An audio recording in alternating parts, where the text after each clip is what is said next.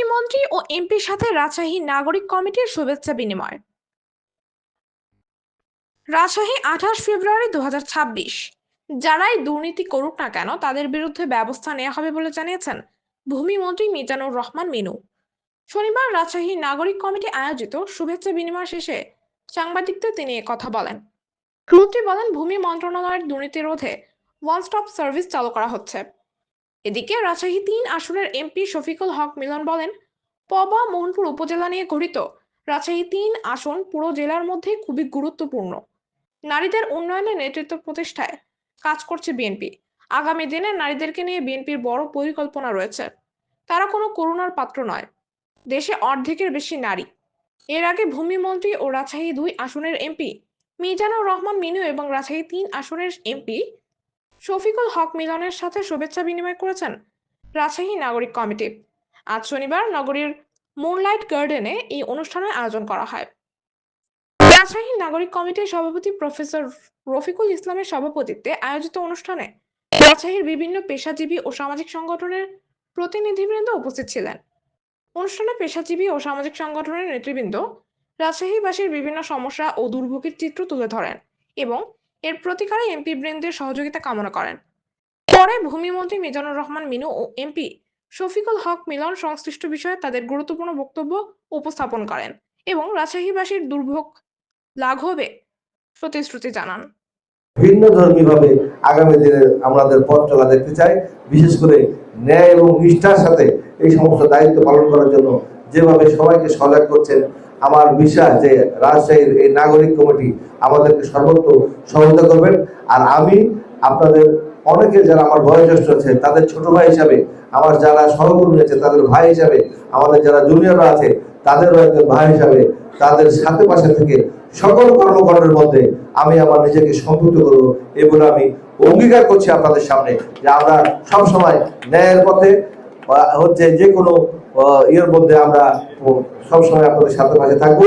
আর আমাদের মিজানুর রহমান মিনু ভাই উনি যত বড়ই মন্ত্রী হোক, আজকে ওনাকে আমি নাগরিক সমাজের পক্ষ থেকে আমি একটু বলতে চাই যে রাজশাহীর মানুষকে আপনি কখনো ভুলে যাবেন না, পুরো সপ্তাহে ভুলে যাবেন না।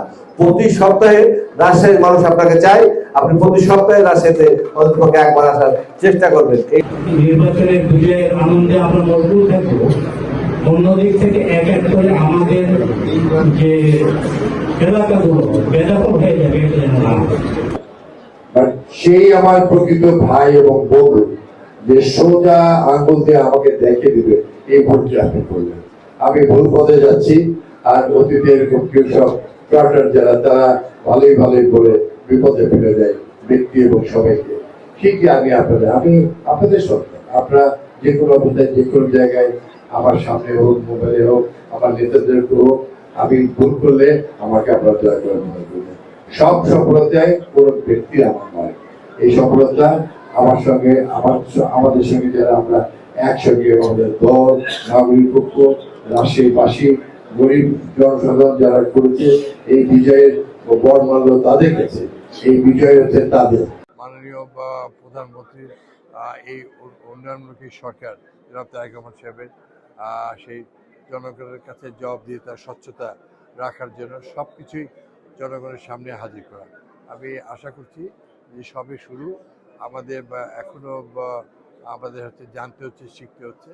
তবে এটা বলতে পারি যে এই মন্ত্রণালয় যে হোক না কেন, যারাই দুর্নীতি করুক না কেন বা অতীতে করেছে তাদের আইনের আওতায় নিয়ে আসা এবং সে অনুযায়ী ব্যবস্থা।